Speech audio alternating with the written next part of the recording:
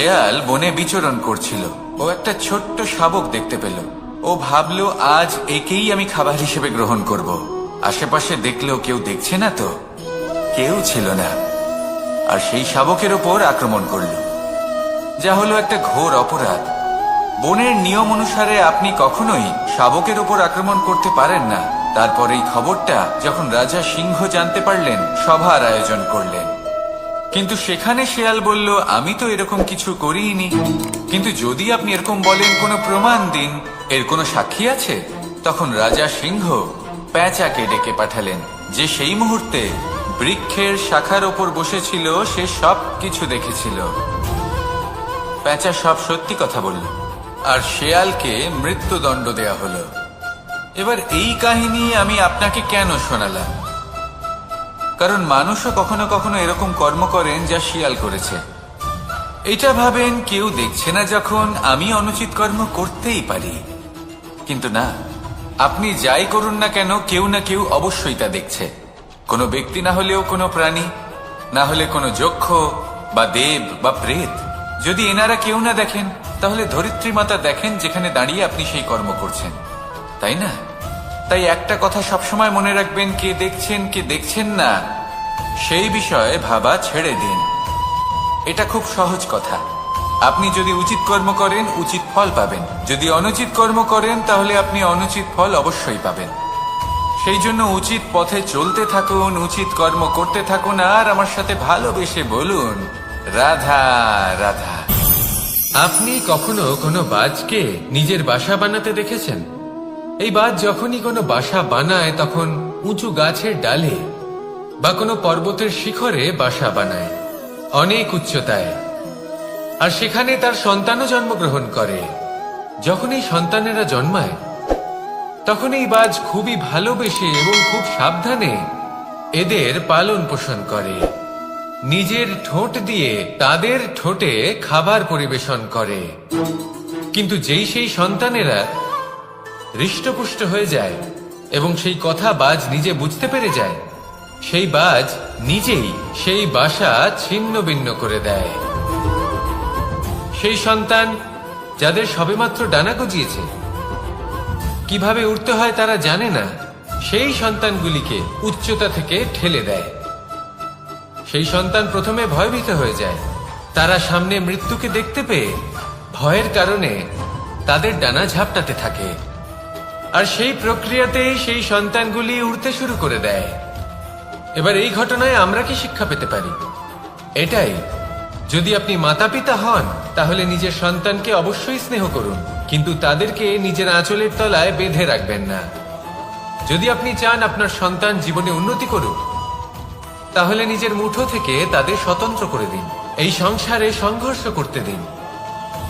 সেই সন্তান নিজেই বুঝতে পারবে যে জন্মের সময় পাওয়া ডানা কি করে ব্যবহার করতে হয়। আর আপনার চোখের সামনে আপনার সন্তান এই আকাশে উড়তে থাকবে। তাহলে আসুন আমার সাথে ভালোবেসে বলুন, রাধা রাধা। সংসারে সবচেয়ে পবিত্র মানা হয় গঙ্গা জলকে। কখনো ভেবে দেখেছেন কেন? কারণ গঙ্গা জলের আবির্ভাব অত্যন্ত শুদ্ধ হয়, তার জন্ম শুদ্ধ হয়, যেখান থেকে তার শুরু সেটাই শুদ্ধ হয়। আর শুরুটা শুদ্ধ হওয়া অত্যন্ত আবশ্যক। আমাদের জীবনে সবই শুরু হয় আমাদের ভাবনা থেকে। নিজের ভাবনাকে শুদ্ধ রাখুন, কারণ এই ভাবনা থেকেই আবির্ভাব হয় শব্দের। আপনার শব্দ শুদ্ধ। এই সংসারে, এই জীবনে নিজের ভাবনা শুভ রাখলে, শুদ্ধ করলে, আপনার মন সুপ্রসন্ন হয়ে বলবে, রাধা রাধা। মানুষ জন্মগ্রহণ করে, তার সাথে ভয়েরও জন্ম হয়। ছোটবেলা থেকেই আমাদের মনে কোনো না কোনো প্রকারের ভয় থেকেই যায়।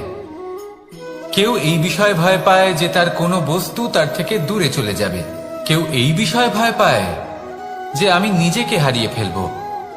কেউ এই ভেবে ভয় পায় যে আমার প্রিয়জনেরা তারা যেন আমার থেকে দূরে না চলে যায়। কেউ এই ভেবে ভয় পায় যে আমরা যেন পথ না হারিয়ে ফেলি। আদি ইত্যাদি। কিন্তু সত্যি কথা বলতে ভেবে দেখুন, এই ভয় বাস্তবে কি? শুধুই একটা মনস্থিতি, আর কিছুই নয়।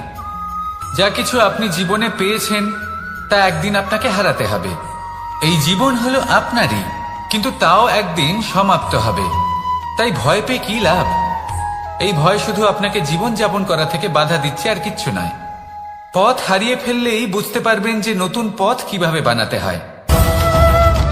কিছু মানুষকে জীবন থেকে হারালে তবেই আপনি বুঝবেন যে আপনার আপনজনকে।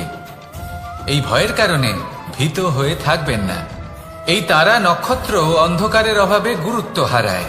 শিবকেও মহাদেব হওয়ার জন্য বিষ পান করতে হয়েছিল। প্রত্যেক পরিস্থিতি, প্রত্যেক সাফল্য আপনার পরীক্ষা নেবে। তাতে উত্তীর্ণ হওয়া হলো আপনার কর্ম। যখনই আপনি ভয় পাবেন বা সংকটের সম্মুখীন হবেন, তখন সাহসের সাথে তার সম্মুখীন হন। মনে রাখবেন, যে সম্মুখীন হতে জানে, সাফল্য তার সাথে সবসময় থাকে। আসুন আর আমার সাথে ভালোবেসে বলুন, রাধা রাধা। আমাদের হাতটা দেখুন। এই হাতে 5টা আঙুল আছে, যা ভিন্ন ভিন্ন ধরনের। একরকম কেন নয়? কারণ হলো প্রত্যেকের নিজের নিজের গুরুত্ব আছে, নিজের নিজের মাহাত্ম্য আছে। এরা ভিন্ন, তাই একত্রিত হয়ে মুষ্টিবদ্ধ করা সম্ভব, যার দ্বারা আমরা আত্মরক্ষাও করতে পারি, আবার আক্রমণও করতে পারি। যদি 5টি আঙুল সমান হতো তাহলে মুষ্টিবদ্ধ হতে পারত না, নিজেদের মধ্যে বিভ্রান্তির সৃষ্টি করত। এবার এরকমই কিছু আমাদের সংসারেও হয়। আমাদের দেশ, যেখানে একটি ভূমির ওপর ভিন্ন ভিন্ন ধর্মের মানুষ বাস করেন, ভিন্ন ভিন্ন জাতি, ভিন্ন ধর্ম, ভিন্ন ভাষা। কিন্তু যদি আমরা এটা ভাবি যে কিভাবে এই দেশকে কল্যাণের পথে নিয়ে যাওয়া যায়, কিভাবে এর বিকাশ করা সম্ভব, তাহলে আমাদের একত্রিত হওয়া শিখতে হবে। যেইভাবে 5টা আঙুল একত্রিত হয়, মুষ্টিবদ্ধ হয়, সেইভাবেই আপনার যে ভাষাই হোক, যে ধর্মই হোক, যে জাতি হোক না কেন, ঠিক আছে, আবশ্যক হলো আপনার নিজের কর্মভূমির সাথে, আপনার ধরিত্রীর সাথে যুক্ত থাকা, সাথে থাকা। তবেই দেশের উন্নয়ন সম্ভব। তবেই এই দেশ স্বতন্ত্র থাকবে, সফল হবে, আর এই মন প্রসন্ন হয়ে বলবে, রাধা রাধা। যদি আমি আমার চোখ বেঁধে কোনো একটা নির্দিষ্ট দিকে নিজের সমস্ত শক্তি প্রয়োগ করে ছুটে যাই, তাহলে কি হবে? আমি কোথাও ধাক্কা খেতে পারি, নিজের ক্ষতি করতে পারি, কোথাও পড়ে যেতে পারি, তাই না? অর্থাৎ এটা নিশ্চিত এই কাজ আমার করা উচিত নয়। কিন্তু আজকের দিনে প্রত্যেকটা মানুষ এই কাজই করছেন, তাই না? কোনো কাজ করার পূর্বে সেই কাজের বিষয়ে সম্পূর্ণ তথ্য কোথায় সংগ্রহ করছেন? শুধু এটুকু জানেন যে এই কাজটা করলে কত ধন অর্জন করবেন আর কত নাম হবে, আর ব্যাস সামনে এগিয়ে যান। এটা উচিত নয়। পূর্ণরূপে যে কোনো কাজ করার আগেই সেই কাজের বিশ্লেষণ করে নেওয়া উচিত, তা বুঝে নেওয়া উচিত, এবং সেই বিষয়ে অবশ্যই খেয়াল রাখা উচিত যে আপনার শরীর এবং আপনার মন এই কাজ করার জন্য কি প্রস্তুত রয়েছে। যদি তা না হয়, তাহলে প্রথমে নিজেকে শুধরে নিন, তারপরে সেই কাজ করুন।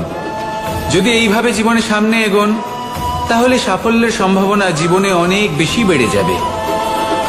তাহলে এটাই করুন, আর আমার সাথে ভালোবেসে বলুন, রাধা রাধা। এই সংসারে সাফল্য লাভ করার জন্য জ্ঞানের প্রয়োজন হয়, পরিশ্রমের প্রয়োজন হয়, দৃঢ় নিষ্ঠার প্রয়োজন হয়, নিরন্তর চেষ্টা করা প্রয়োজনীয়। কিন্তু আরো কিছু আছে যা অত্যন্ত প্রয়োজনীয় এবং গুরুত্বপূর্ণ। তা হলো ভালো বন্ধু। তাদের থাকা অত্যন্ত প্রয়োজনীয়। যদি ভালো বন্ধু থাকে, তাহলে সময় এলে তারা ঢাল হয়ে আপনাকে সুরক্ষা করবেন। সময় এলে অস্ত্রের মতো শত্রুকে সংহারও করবেন। যদি তিনি জ্ঞানী হন, তাদের মধ্যে সদ্গুণ থাকে, তাহলে এই সব গুণ আপনার মধ্যেও প্রবেশ করবে। তাহলে সাফল্যের জন্য ভালো বন্ধু পাওয়া অত্যন্ত প্রয়োজনীয়। কিন্তু শুধু বন্ধু কেন, ভালো শত্রুও থাকা প্রয়োজনীয়। এবার আপনি ভাববেন, এ আমি কি বললাম? যদি আপনার জীবনেও ভালো অর্থাৎ শক্তিশালী শত্রু থাকে, তাহলে আপনিও শক্তিশালী হতে থাকবেন। এই শত্রু আপনাকে প্রেরিত করবে আরো বেশি শক্তিশালী হয়ে ওঠার। কখনো কোনো হরিণকে দেখুন, তীব্র গতিতে দৌড়তে থাকে। কেন তীব্র গতিতে দৌড়য়? এই কারণে নয় যে কোথাও তার জন্য মধুর ঘাস অপেক্ষা করে রয়েছে, না, সে এই কারণে তীব্র গতিতে দৌড়য় কারণ সেটা না করলে তার পেছনে একটি সিংহ আছে যে ওকে নিজের ভোজন করে ফেলবে। তাই জীবনে বিপদ, সংকট এই সবকিছুও হলো অত্যন্ত গুরুত্বপূর্ণ। তার সম্মুখীন হতে শিখুন আর আমার সাথে ভালোবেসে বলুন, রাধা রাধা। লক্ষ্যে পৌঁছানো অত্যন্ত কঠিন হয়। কেউ ভাবেন যে কেন এত কঠিন হয়, কেন এত কষ্ট করতে হয় লক্ষ্যে পৌঁছানোর জন্য। এই লক্ষ্য সরলভাবে কেন আমার কাছে চলে আসে না? চলুন আপনাকে একটা কথা বলি, যদি আপনার লক্ষ্য কঠিন না হয় তাহলে তাকে পাওয়া আপনার পক্ষে অসম্ভব হয়ে উঠবে। লক্ষ্যে পৌঁছানোর এই রাস্তায় আপনি যে কড়া রোদের সম্মুখীন হন, যার থেকে আপনি দূরে পালাতে চান, সেই রোদ আপনাকে প্রেরণা যোগায় যে আপনি এগোতে থাকুন। ভাবুন একজন যাত্রী যে কিনা নিজের লক্ষ্যের দিকে যাচ্ছেন, সেই পথে উনি যদি একটু ছায়া পেয়ে যান আর উনি ওখানে বিশ্রাম নেন, তাহলে তার সাথে তার ভাগ্য গভীর নিদ্রায় সেখানে বিলীন হয়ে যায়। তাই এই পরিশ্রমের করা রোদের থেকে কখনো দূরে পালাবেন না। জীবনে শুধু সামনে এগোতে থাকুন দৃঢ়তার সাথে। আর লক্ষ্য সরল হোক, কঠিন হোক বা অত্যাধিক কঠিন হোক, একটা কথা মনে রাখবেন, যে জীবনের লক্ষ্যে পৌঁছতে পেরেছে সে লক্ষ্য প্রাপ্তির জন্য আফসোস কখনোই করে না। রাধা রাধা। ধৈর্য, এই ধৈর্য কি কোনো গুণ, কোনো অনুভূতি, কোনো দৃষ্টিভঙ্গি? আমার জন্য ধৈর্য এক বাহন। আপনি হয়তো ভাবছেন এই কেমন বাহন? বাহন তো ঘোড়া হতে পারে, হাতি হতে পারে, উটও হতে পারে, কিন্তু ধৈর্যকে বাহন বানানো মানে? চলুন আপনাকে একটা কথা বোঝাই। পৃথিবীতে এমন কোনো বাহন নেই যে তার আরোহীকে আছড়ে ফেলেনি। সেটা উট হোক বা হাতি হোক বা ঘোড়া হোক, চলতে চলতে কখনো নড়বড় করেই বসে। তারপর সেই আরোহী পরে কারোর পায়, তারপর পরে তার নিজের নজরে। কিন্তু ধৈর্যরূপী বাহন কখনো কাউকে ফেলে না, কখনো না। না সেই আরোহী কারোর পায়ে পড়ে আর না তো নিজের নজরে। কারণ ধৈর্য আপনাকে বিবেক প্রদান করে, বিবেক আপনাকে পরিকল্পনায় সাহায্য করে, আর পরিকল্পনা প্রদান করে আপনাকে শক্তি আপনার লক্ষ্যের দিকে অগ্রসর হওয়া।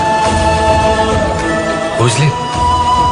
ধৈর্যকে সঙ্গে রাখুন, নিজেকে আরো ধৈর্যশীল করে তুলুন। এই ধৈর্যের সাহায্যে আরোহণ করে দেখুন কিভাবে এই বাহন আপনাকে আপনার গন্তব্যে পৌঁছে দেবে। রাধা রাধা। সংসারে এমন একটা ভ্রান্ত ধারণা রয়েছে যে সবকিছু ভাগ্যের দ্বারা পাওয়া যায়, কিন্তু ভাগ্য, প্রারব্ধ এ তো সকলের জন্যই সমান হয়। এটা তো ব্যক্তির উপরে নির্ভরশীল হয়, তার আকাঙ্ক্ষার উপরে নির্ভরশীল হয়, বাসনার উপরে নির্ভরশীল হয়, স্বভাবের উপরে নির্ভরশীল হয় যে উনি সেটা নিয়ে কি করেন। দেখুন এই প্রসাদ কিন্তু সকলকেই দেওয়া হয়, কিন্তু তা গ্রহণ করবেন কিভাবে সেটা ব্যক্তির উপরে নির্ভর করে। আপনাকে এক উদাহরণ দিই। যেমন ধরুন দুজন মানুষকে আমি একটা করে মাটির ডেলা দিলাম, সেটা নিয়ে তারা কি করবেন? একজন মানুষ তার ছোট ছোট ডেলা বানাবেন আর পথযাত্রীদের ওপরে ছুঁড়ে মারবেন, হাসি ঠাট্টা করবেন, তাদের বস্ত্র নোংরা করে দেবেন, সেটাতেই উনি আনন্দ পাবেন। অন্যদিকে দ্বিতীয় ব্যক্তি সেই মাটির ডেলা দিয়েই নিজের জন্য একটা কুঁড়ে ঘর বানাবেন। সেই কুঁড়ে ঘর যা রোদেতে, বৃষ্টিতে, ঝড়ে তাকে সুরক্ষিত রাখবে। অনুভূতি, এই অনুভূতি বদলাতে শিখুন। এই অনুভূতি অত্যন্ত গুরুত্বপূর্ণ। ভালোবাসাতেও এই অনুভূতি হলো অত্যন্ত গুরুত্বপূর্ণ। ভালোবাসা সে বন্ধুর সাথে হোক, মা বাবার সাথে হোক, ভাই বোনের সাথে হোক, স্ত্রীর সাথে হোক, যে কারোর সাথে হোক। মনে রাখবেন, এই হলো সেই অনুভূতি যা আপনার ভাগ্য নির্ধারণ করে থাকে। তাহলে আসুন আমার সাথে প্রেমের অনুভূতি নিয়ে বলুন, রাধা রাধা। লক্ষ্য, পথ আর সাফল্য, এই তিনটেই একে অপরের সাথে জড়িত, কিন্তু অনেকবার মানুষ এদের ঠিকভাবে বুঝতে পারেন না। তারা ভাবেন যে যেরকম লক্ষ্য হবে সেরকমই পথ হবে, সেই মতোই লক্ষ্য কঠিন হলে পথ কঠিন হবে, লক্ষ্য সরল হলে পথও সরল হবে। যদি আপনাকে আসল সত্যের সাথে অবগত করাই, তাহলে দেখবেন সবকিছুই এর উল্টো। লক্ষ্য নিজের পথ বানায় না, পথ সেটাই যেটা আপনি স্বয়ং নির্বাচন করে আপনি নিজে বানান। সেই অনুসারেই আপনি আপনার লক্ষ্যে পৌঁছতে পারবেন। সেই জন্য জীবনে যখনই লক্ষ্যে পৌঁছানোর পথের বিষয়ে আপনি কোনো সিদ্ধান্ত নেবেন, তাহলে তা ভেবে চিন্তে নেবেন, কারণ এই পথ অত্যন্ত গুরুত্বপূর্ণ। পথ যদি শুভ হয়, তাহলে লক্ষ্য আপনা থেকেই শুভ হয়ে যায়। তাহলে আসুন আমার সাথে ভালোবেসে বলুন, রাধা রাধা। ভাগ্য আর কর্ম, এই দুই এমন শব্দ যাকে ঘিরে সমগ্র সংসার। কেউ বলে আমার ভাগ্যে এটা ছিল না, যা পেলে আমার জীবন অন্যরকম হতো। কেউ বলে আমার গত জন্মের কর্ম নিশ্চয়ই এমন ছিল, যে কারণে এই জন্মে এরকম ভাগ্য পেয়েছি আমি। এসব বাদ দিন আর একবার শান্ত চিত্তে ভাবুন। আপনি বুঝতে পারবেন যে ভাগ্য আর কর্ম এই দুই এই জন্মের। তফাৎ শুধুমাত্র এটাই যে যদি ভাগ্যের কথা বলা রাধা রাধা নাম, কত সাধারণ একটা বিষয়। প্রত্যেক মানুষ যে জন্ম নেয় তাকে একটা নাম দেওয়া হয়, যা সে পেয়ে থাকে তার মাতা পিতার দ্বারা, না হলে তার গুরুর দ্বারা, বা কোনো আত্মীয়ের দ্বারা, বা কোনো কাছের মানুষের দ্বারা। এই নামের সাথে সে আস্তে আস্তে বেড়ে ওঠে। কিন্তু এটাই কি সেই নাম? এই নামই কি সবকিছু? কখনোই নয়। একটা নাম সেটা যা আপনি জন্মের সময় লাভ করেন, যে নামে আপনি কর্মের পথে অগ্রসর হন। আরো একটা নাম সেটা যা আপনি আপনার কর্মের দ্বারা অর্জন করেন, আর এই নামেই আপনাকে সবাই যুগ যুগ ধরে মনে রাখে। আপনার আসল নাম সেটা নয় যা আপনাকে জন্মের সময় দেওয়া হয়েছিল। আপনার আসল নাম সেটা যেটা আপনি আপনার কর্ম দ্বারা লাভ করেছেন, কারণ সেই লাভের পেছনে প্রচুর প্রয়াস লুকিয়ে থাকে, অনেক পরিশ্রম লুকিয়ে থাকে। কিন্তু যদি আপনি চান যে মানুষ আপনার নাম মনে রাখে, তাহলে আপনাকে কর্মের পথে অগ্রসর হতেই হবে, শুভ কর্ম করতে হবে, অনর্গল চেষ্টা করে যেতে হবে, মহান কাজ করতে হবে। আর বিশ্বাস করুন, আপনি একটা মহান নামের ফল অবশ্যই লাভ করবেন। রাধা রাধা। আমি এখানে একা এই বনে বসে আছি, বাঁশি বাজাচ্ছি। কার জন্য? কে আছেন এখানে? কেউ নেই। আমার প্রজা, আমার রাজ্য, আমার পরিবার আমার থেকে অনেক দূরে আছেন। আমি এখানে একা এই বনে বসে এই আকাশের এই রঙের, গাছের এই সব ফলের, মাটির সুবাসের আনন্দ উপভোগ করছি। কেন? আমি হলাম দ্বারকাধীশ। এমন কি রাজকীয় বা ভৌতিক সুখ রয়েছে যা আমি ওখানে পেতে পারি না? সবকিছুই পেতে পারি, তাও এখানে বনে একা বসে আছি। কোন সুখ খুঁজে চলেছি? একা থাকার সুখ। আমরা প্রত্যেকদিন অনেক মানুষের সাথে, চিন্তাধারার সাথে, কর্মের সাথে, পরিস্থিতির সাথে, সুখ দুঃখের দ্বারা বেষ্টিত থাকি। জীবনের এই চক্রে আমরা জড়িয়ে পড়তে থাকি। যতই আমরা এই সমস্যার সমাধান করি, আমরা ততই এতে জড়িয়ে পড়ি। আমরা এতটাই জড়িয়ে পড়ি যে যখন আমরা আয়নায় নিজেদের দেখি, তখন আমরা নিজেদের চিনতেই পারি না। এমন মনে হয় যেন আমরা নিজেদের হারিয়ে ফেলেছি। সেই জন্য প্রত্যেক দিন আপনি কিছু সময় নিজের সাথে কাটান একান্তে। এটা অত্যন্ত আবশ্যক। নিজের অস্তিত্বের গভীরে গিয়ে দেখতে শিখুন। নিজেকে বুঝুন, অদ্ভুত শান্তির অনুভূতি হবে। যেমন এই বায়ু, এই বৃক্ষ, এই পুষ্প, এই নিসর্গ, এদের মতো আপনিও কখনো একলা হতে শিখুন। কখনো নিসর্গের একটা অংশ হয়ে দেখুন। এই মন প্রসন্ন হয়ে বলবে, রাধা। একবার একটা শেয়াল বনে বিচরণ করছিল। ও একটা ছোট্ট শাবক দেখতে পেল। ও ভাবলো, আজ একেই আমি খাবার হিসেবে গ্রহণ করব। আশেপাশে দেখলো কেউ দেখছে না তো, কেউ ছিল না। আর সেই শাবকের ওপর আক্রমণ করল, যা হলো একটা ঘোর অপরাধ। বনের নিয়ম অনুসারে আপনি কখনোই শাবকের উপর আক্রমণ করতে পারেন না। তারপর এই খবরটা যখন রাজা সিংহ জানতে পারলেন, সভার আয়োজন করলেন। কিন্তু সেখানে শেয়াল বলল, আমি তো এরকম কিছু করিনি। কিন্তু যদি আপনি এরকম বলেন, কোনো প্রমাণ দিন, এর কোনো সাক্ষী আছে? তখন রাজা সিংহ পেঁচাকে ডেকে পাঠালেন, যে সেই মুহূর্তে বৃক্ষের শাখার ওপর বসেছিল। সে সব কিছু দেখেছিল। পেঁচা সব সত্যি কথা বলল, আর শেয়ালকে মৃত্যুদণ্ড দেয়া হলো। এবার এই কাহিনী আমি আপনাকে কেন শোনালাম? কারণ মানুষও কখনো কখনো এরকম কর্ম করেন যা শিয়াল করেছে। এটা ভাবেন কেউ দেখছে না, যখন আমি অনুচিত কর্ম করতেই পারি। কিন্তু না, আপনি যাই করুন না কেন, কেউ না কেউ অবশ্যই তা দেখছে। কোনো ব্যক্তি না হলেও কোনো প্রাণী, না হলে কোনো যক্ষ বা দেব বা প্রেত। যদি এনারা কেউ না দেখেন, তাহলে ধরিত্রী মাতা দেখেন, যেখানে দাঁড়িয়ে আপনি সেই কর্ম করছেন, তাই না? তাই একটা কথা সবসময় মনে রাখবেন, কে দেখছেন কে দেখছেন না সেই বিষয়ে ভাবা ছেড়ে দিন। এটা খুব সহজ কথা। আপনি যদি উচিত কর্ম করেন, উচিত ফল পাবেন। যদি অনুচিত কর্ম করেন, তাহলে আপনি অনুচিত ফল অবশ্যই পাবেন। সেই জন্য উচিত পথে চলতে থাকুন, উচিত কর্ম করতে থাকুন, আর আমার সাথে ভালোবেসে বলুন, রাধা রাধা। বাহ, পুষ্পের সুবাস আমার খুব ভালো লাগে। অত্যন্ত সুন্দর হয় এই পুষ্প।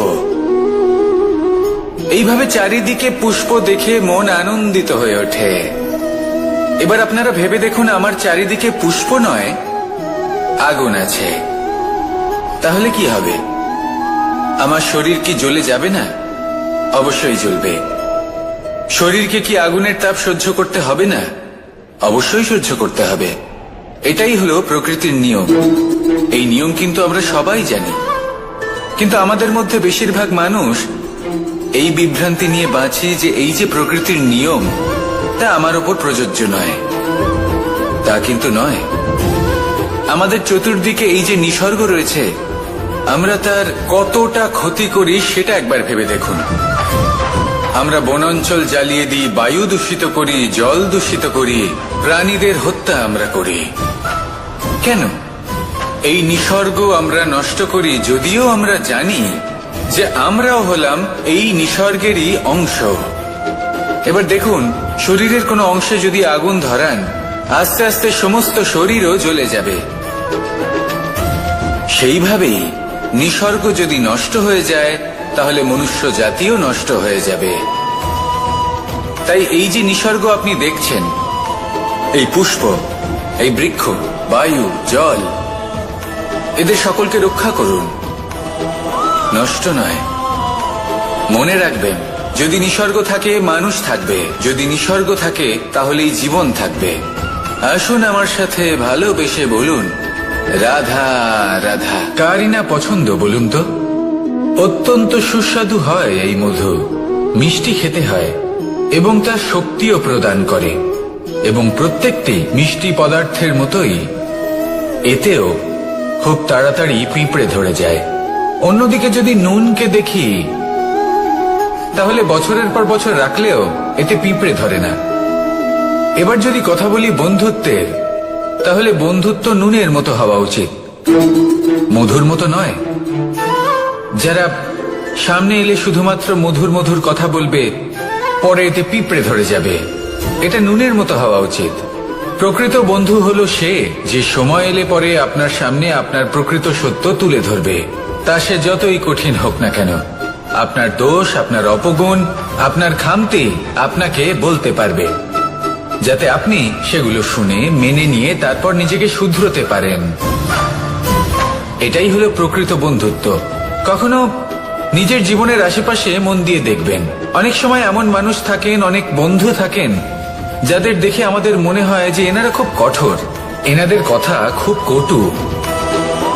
কিন্তু বেশিরভাগ এমন মানুষের মনটা যদি বুঝতে পারেন তাহলে দেখবেন তাতে কোনো মালিন্য নেই, এনাদের মন অত্যন্ত পবিত্র হয়। যদি আপনার জীবনেও এমন কোনো ব্যক্তি থেকে থাকে, এমন বন্ধু থাকে, তাহলে তাদের আগলে রাখুন আর আমার সাথে ভালোবেসে বলুন, রাধা রাধা। যতক্ষণ আমরা এই সংসারে জীবিত ততক্ষণ আমাদের সাথে সবকিছু থাকে, আমাদের ধন, সুখ স্বাচ্ছন্দ্য, আমাদের মিত্রগণ, আমাদের পরিবার, এই সমাজ, এই সবকিছু আমাদের সাথে থাকে। যেদিন আমরা এই সংসারকে ত্যাগ করব, এদের মধ্যে কেউ আমাদের সাথে যাবে না, না ধন, না স্বাচ্ছন্দ্য, না সম্পত্তি। এই সকল মানুষ, এই সমাজ, এরা শুধুমাত্রই শ্মশান পর্যন্ত আমাদের সাথে থাকতে পারবেন। তারপরে যদি আমাদের সাথে কিছু যেতে পারে তাহলে তা শুধুই আমাদের ধর্ম। আর এই সংসারে আমরা নিজেদের যে সুনাম রেখে যাই সেটা সম্ভব শুধুমাত্র কর্মের দ্বারা। সেই জন্য সংসারে যতদিন পর্যন্ত জীবিত আছেন, যদি কিছু অর্জন করতে চান তাহলে ধর্ম অর্জন করুন, ধর্মের বিষয়ে স্পষ্টতা অর্জন করুন এবং কর্ম অর্জন করুন। এটাই হবে আপনার অতীত এবং এটাই হবে আপনার ভবিষ্যৎ, এবং এটাই সকলকে প্রেরণা প্রদান করবে। আসুন আমার সাথে ভালোবেসে বলুন, রাধা রাধা। কোনো যাত্রায় যাব বলে মনে করি তখনই আমরা প্রস্তুত থাকি আসন্ন বিপদের জন্য বা সংকটের জন্য। যেমন যদি আমাদের মনে হয় যে আজকের পরিবেশ খুব ঠান্ডা হবে, তাহলে আমরা গরম বস্ত্র ধারণ করি বা সেটাকে সাথে নিয়ে যাই। যদি মনে হয় যে বৃষ্টি হতে পারে বা বৃষ্টি হয়ে চলেছে, আমরা দেখছি, তাহলে আমরা একটা ছাতা সাথে নিয়ে নিই। আমরা প্রস্তুত থাকতে চাই এবং এটাই উচিত, এবং সেই কারণেই আমরা যাত্রায় সাফল্য লাভ করি। কিন্তু যদি আমরা কথা বলি জীবনযাত্রা নিয়ে, যা কিনা সব থেকে বেশি গুরুত্বপূর্ণ, তাহলে তার জন্য আমরা পূর্ণরূপে প্রস্তুত থাকি না। আশেপাশের মানুষ, এই সমাজ, আমাদের সাথী, আমাদের মিত্ররা যে কোনো মুহূর্তে বদলে যেতে পারেন। সেই জন্য আমরা নিজেদেরকে কখনো সাবধান করি না, কখনোই নিজেদের প্রস্তুত করি না। আমাদের এটা কখনোই মনে হয় না যে এরকম হতে পারে, আর সেই কারণেই শেষে গিয়ে আমরা অত্যন্ত দুঃখ পাই। একটা অমূল্য শিক্ষা আছে যেটা আমাদের লাভ করা উচিত, সতর্ক থাকা উচিত। এই জীবনযাত্রার জন্য শুধুমাত্র এই পরিবেশের বিষয়ে তথ্য সংগ্রহ করা বা তাকে অনুমান করা, এটুকু হলেই চলবে না। আমাদের আশেপাশের মানুষজনকে দেখতে হবে, তাদের স্বভাব, পরিস্থিতির ওপর নজর রাখতে হবে। যখন তারা রং পাল্টাচ্ছেন নজর রাখতে হবে, তা অত্যন্ত আবশ্যক। পরিবর্তন আপনার জীবনে অবশ্যম্ভাবী, সঠিকভাবে তার সম্মুখীন হন। আসুন আমার সাথে ভালোবেসে বলুন, রাধা। এই সংসারের সব থেকে বড় সুখ কি? কেউ বলবেন নিজের লক্ষ্য প্রাপ্ত করা, কেউ বলবেন ধন উপার্জন করা, কেউ বলবেন নিদ্রাই সব থেকে বড় সুখ, কেউ বলবেন রাজ্য লাভ করা, আবার কেউ বলবেন মাতার হাত থেকে খাবার খাওয়া, আদি ইত্যাদি। কিন্তু যদি সত্যি কথা বলি, এই সংসারের সব থেকে বড় সুখ হল সেবা করা। কখনো কাউকে সেবা করে দেখুন। এই সেবা দ্বারা অন্য কোনো মানুষের আশীর্বাদ লাভ করাতেই সুখ রয়েছে। আপনার সেবা ভাব দ্বারা যখন কোনো মানুষ নিজের অন্তরাত্মা থেকে আপনাকে আশীর্বাদ করে, তার থেকে বড় সুখ আর কিছুই নেই। কারণ প্রত্যেক মানুষের মধ্যে ঈশ্বর বাস করেন। নরের সেবাই হল নারায়ণের সেবা। নিষ্কাম সেবা করাই হল সব থেকে বড় সুখ। তাই নিজের অন্তরে সেবার এই ভাব জাগ্রত করুন। যে সুখের কথা আমি বলছি, সেই সুখ অনুভব করেই দেখুন। এই মন সুপ্রসন্ন হয়ে বলবে, রাধা রাধা। বাহ, পুষ্পের সুবাস আমার খুব ভালো লাগে। অত্যন্ত সুন্দর হয় এই পুষ্প। এইভাবে চারিদিকে পুষ্প দেখে মন আনন্দিত হয়ে ওঠে। এবার আপনারা ভেবে দেখুন, আমার চারিদিকে পুষ্প নয়, আগুন আছে। তাহলে কি হবে? আমার শরীর কি জ্বলে যাবে না? অবশ্যই জ্বলবে। শরীরকে কি আগুনের তাপ সহ্য করতে হবে না? অবশ্যই সহ্য করতে হবে। এটাই হলো প্রকৃতির নিয়ম। এই নিয়ম কিন্তু আমরা সবাই জানি, কিন্তু আমাদের মধ্যে বেশিরভাগ মানুষ এই বিভ্রান্তি নিয়ে বাঁচি যে এই যে প্রকৃতির নিয়ম তা আমার ওপর প্রযোজ্য নয়। তা কিন্তু নয়। আমাদের চতুর্দিকে এই যে নিসর্গ রয়েছে, আমরা তার কতটা ক্ষতি করি সেটা একবার ভেবে দেখুন। আমরা বনাঞ্চল জ্বালিয়ে দিই, বায়ু দূষিত করি, জল দূষিত করি, প্রাণীদের হত্যা আমরা করি। কেন? এই নিসর্গ আমরা নষ্ট করি, যদিও আমরা জানি যে আমরাও হলাম এই নিসর্গেরই অংশ। এবার দেখুন, শরীরের কোনো অংশে যদি আগুন ধরান, আস্তে আস্তে সমস্ত শরীরও জ্বলে যাবে। সেইভাবেই নিসর্গ যদি নষ্ট হয়ে যায়, তাহলে মনুষ্য জাতিও নষ্ট হয়ে যাবে। তাই এই যে নিসর্গ আপনি দেখছেন, এই পুষ্প, এই বৃক্ষ, বায়ু, জল, এদের সকলকে রক্ষা করুন, নষ্ট নয়। মনে রাখবেন, যদি নিসর্গ থাকে মানুষ থাকবে, যদি নিসর্গ থাকে তাহলেই জীবন থাকবে। আসুন আমার সাথে ভালোবেসে বলুন, রাধা রাধা। লক্ষ্যে পৌঁছানো অত্যন্ত কঠিন হয়। কেউ ভাবেন যে কেন এত কঠিন হয়, কেন এত কষ্ট করতে হয় লক্ষ্যে পৌঁছানোর জন্য। এই লক্ষ্য সরলভাবে কেন আমার কাছে চলে আসে না? চলুন আপনাকে একটা কথা বলি, যদি আপনার লক্ষ্য কঠিন না হয় তাহলে তাকে পাওয়া আপনার পক্ষে অসম্ভব হয়ে উঠবে। লক্ষ্যে পৌঁছানোর এই রাস্তায় আপনি যে কড়া রোদের সম্মুখীন হন, যার থেকে আপনি দূরে পালাতে চান, সেই রোদ আপনাকে প্রেরণা যোগায় যে আপনি এগোতে থাকুন। ভাবুন, একজন যাত্রী যে কিনা নিজের লক্ষ্যের দিকে যাচ্ছেন, সেই পথে উনি যদি একটু ছায়া পেয়ে যান আর উনি ওখানে বিশ্রাম নেন, তাহলে তার সাথে তার ভাগ্য গভীর নিদ্রায় সেখানে বিলীন হয়ে যায়। তাই এই পরিশ্রমের করা রোদের থেকে কখনো দূরে পালাবেন না। জীবনে শুধু সামনে এগোতে থাকুন দৃঢ়তার সাথে। আর লক্ষ্য সরল হোক, কঠিন হোক বা অত্যাধিক কঠিন হোক, একটা কথা মনে রাখবেন, যে জীবনের লক্ষ্যে পৌঁছতে পেরেছে সে লক্ষ্য প্রাপ্তির জন্য আফসোস কখনোই করে না। রাধা রাধা। ধৈর্য, এই ধৈর্য কি কোনো গুণ, কোনো অনুভূতি, কোনো দৃষ্টিভঙ্গি? আমার জন্য ধৈর্য এক বাহন। আপনি হয়তো ভাবছেন, এই কেমন বাহন? বাহন তো ঘোড়া হতে পারে, হাতি হতে পারে, উটও হতে পারে, কিন্তু ধৈর্যকে বাহন বানানো মানে? চলুন আপনাকে একটা কথা বোঝাই। পৃথিবীতে এমন কোনো বাহন নেই যে তার আরোহীকে আছড়ে ফেলেনি। সেটা উট হোক বা হাতি হোক বা ঘোড়া হোক, চলতে চলতে কখনো নড়বড় করেই বসে। তারপর সেই আরোহী পড়ে কারোর পায়, তারপর পড়ে তার নিজের নজরে। কিন্তু ধৈর্যরূপী বাহন কখনো কাউকে ফেলে না, কখনো না। না সেই আরোহী কারোর পায়ে পড়ে, আর না তো নিজের নজরে। কারণ ধৈর্য আপনাকে বিবেক প্রদান করে, বিবেক আপনাকে পরিকল্পনায় সাহায্য করে, আর পরিকল্পনা প্রদান করে আপনাকে শক্তি, আপনার লক্ষ্যের দিকে অগ্রসর হওয়া। বুঝলেন? ধৈর্যকে সঙ্গে রাখুন, নিজেকে আরো ধৈর্যশীল করে তুলুন। এই ধৈর্যের সাহায্যে আরোহণ করে দেখুন কিভাবে এই বাহন আপনাকে আপনার গন্তব্যে পৌঁছে দেবে। রাধা রাধা। সংসারে এমন একটা ভ্রান্ত ধারণা রয়েছে যে সবকিছু ভাগ্যের দ্বারা পাওয়া যায়, কিন্তু ভাগ্য, প্রারব্ধ এ তো সকলের জন্যই সমান হয়। এটা তো ব্যক্তির উপরে নির্ভরশীল হয়, তার আকাঙ্ক্ষার উপরে নির্ভরশীল হয়, বাসনার উপরে নির্ভরশীল হয়, স্বভাবের উপরে নির্ভরশীল হয় যে উনি সেটা নিয়ে কি করেন। দেখুন, এই প্রসাদ কিন্তু সকলকেই দেওয়া হয়, কিন্তু তা গ্রহণ করবেন কিভাবে সেটা ব্যক্তির উপরে নির্ভর করে। আপনাকে এক উদাহরণ দিই। যেমন ধরুন, দুজন মানুষকে আমি একটা করে মাটির ডেলা দিলাম, সেটা নিয়ে তারা কি করবেন? একজন মানুষ তার ছোট ছোট ডেলা বানাবেন আর পথযাত্রীদের ওপরে ছুঁড়ে মারবেন। হাসি ঠাট্টা করবেন, তাদের বস্ত্র নোংরা করে দেবেন, সেটাতেই উনি আনন্দ পাবেন।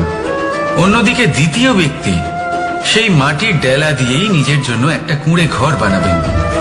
সেই কুঁড়ে ঘর যা রোদেতে, বৃষ্টিতে, ঝড়ে তাকে সুরক্ষিত রাখবে। অনুভূতি, এই অনুভূতি বদলাতে শিখুন। এই অনুভূতি অত্যন্ত গুরুত্বপূর্ণ। ভালোবাসাতেও এই অনুভূতি হলো অত্যন্ত গুরুত্বপূর্ণ। ভালোবাসা সে বন্ধুর সাথে হোক, মা বাবার সাথে হোক, ভাই বোনের সাথে হোক, স্ত্রীর সাথে হোক, যে কারোর সাথে হোক, মনে রাখবেন এই হলো সেই অনুভূতি যা আপনার ভাগ্য নির্ধারণ করে থাকে। তাহলে আসুন আমার সাথে প্রেমের অনুভূতি নিয়ে বলুন, রাধা রাধা। লক্ষ্য, পথ আর সাফল্য, এই তিনটেই একে অপরের সাথে জড়িত, কিন্তু অনেকবার মানুষ এদের ঠিকভাবে বুঝতে পারেন না। তারা ভাবেন যে যেরকম লক্ষ্য হবে সেরকমই পথ হবে। সেই মতোই লক্ষ্য কঠিন হলে পথ কঠিন হবে, লক্ষ্য সরল হলে পথও সরল হবে। যদি আপনাকে আসল সত্যের সাথে অবগত করাই, তাহলে দেখবেন সবকিছুই এর উল্টো। লক্ষ্য নিজের পথ বানায় না, পথ সেটাই যেটা আপনি স্বয়ং নির্বাচন করে আপনি নিজে বানান। সেই অনুসারেই আপনি আপনার লক্ষ্যে পৌঁছতে পারবেন। সেই জন্য জীবনে যখনই লক্ষ্যে পৌঁছানোর পথের বিষয়ে আপনি কোনো সিদ্ধান্ত নেবেন, তাহলে তা ভেবে চিন্তে নেবেন, কারণ এই পথ অত্যন্ত গুরুত্বপূর্ণ। পথ যদি শুভ হয়, তাহলে লক্ষ্য আপনা থেকেই শুভ হয়ে যায়। তাহলে আসুন আমার সাথে ভালোবেসে বলুন, রাধা রাধা। ভাগ্য আর কর্ম, এই দুই এমন শব্দ যাকে ঘিরে সমগ্র সংসার। কেউ বলে আমার ভাগ্যে এটা ছিল না, যা পেলে আমার জীবন অন্যরকম হতো। কেউ বলে আমার গত জন্মের কর্ম নিশ্চয়ই এমন ছিল, যে কারণে এই জন্মে এরকম ভাগ্য পেয়েছি আমি। এসব বাদ দিন আর একবার শান্ত চিত্তে ভাবুন। আপনি বুঝতে পারবেন যে ভাগ্য আর কর্ম এই দুই এই জন্মের। তফাৎ শুধুমাত্র এটাই যে যদি ভাগ্যের কথা বলা হয়, তাহলে আপনি রাধা রাধা। নাম কত সাধারণ একটা বিষয়। প্রত্যেক মানুষ যে জন্ম নেয় তাকে একটা নাম দেওয়া হয়, যা সে পেয়ে থাকে তার মাতা পিতার দ্বারা, না হলে তার গুরুর দ্বারা, বা কোনো আত্মীয়ের দ্বারা, বা কোনো কাছের মানুষের দ্বারা। এই নামের সাথেই সে আস্তে আস্তে বেড়ে ওঠে। কিন্তু এটাই কি সেই নাম? এই নামই কি সবকিছু? কখনোই নয়। একটা নাম সেটা যা আপনি জন্মের সময় লাভ করেন, যে নামে আপনি কর্মের পথে অগ্রসর হন। আরো একটা নাম সেটা যা আপনি আপনার কর্মের দ্বারা অর্জন করেন, আর এই নামেই আপনাকে সবাই যুগ যুগ ধরে মনে রাখে। আপনার আসল নাম সেটা নয় যা আপনাকে জন্মের সময় দেওয়া হয়েছিল। আপনার আসল নাম সেটা যেটা আপনি আপনার কর্ম দ্বারা লাভ করেছেন, কারণ সেই লাভের পেছনে প্রচুর প্রয়াস লুকিয়ে থাকে, অনেক পরিশ্রম লুকিয়ে থাকে। কিন্তু যদি আপনি চান যে মানুষ আপনার নাম মনে রাখে, তাহলে আপনাকে কর্মের পথে অগ্রসর হতেই হবে। শুভ কর্ম করতে হবে, অনর্গল চেষ্টা করে যেতে হবে, মহান কাজ করতে হবে। আর বিশ্বাস করুন, আপনি একটা মহান নামের ফল অবশ্যই লাভ করবেন। রাধা রাধা।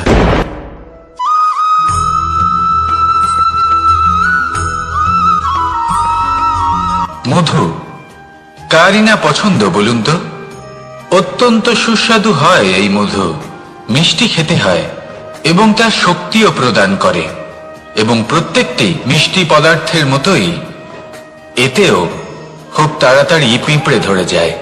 অন্যদিকে যদি নুনকে দেখি, তাহলে বছরের পর বছর রাখলেও এতে পিঁপড়ে ধরে না। এবার যদি কথা বলি বন্ধুত্বের, তাহলে বন্ধুত্ব নুনের মতো হওয়া উচিত, মধুর মতো নয়। যারা সামনে এলে শুধুমাত্র মধুর মধুর কথা বলবে, পরে এতে পিঁপড়ে ধরে যাবে, এটা নুনের মতো হওয়া উচিত। প্রকৃত বন্ধু হলো সে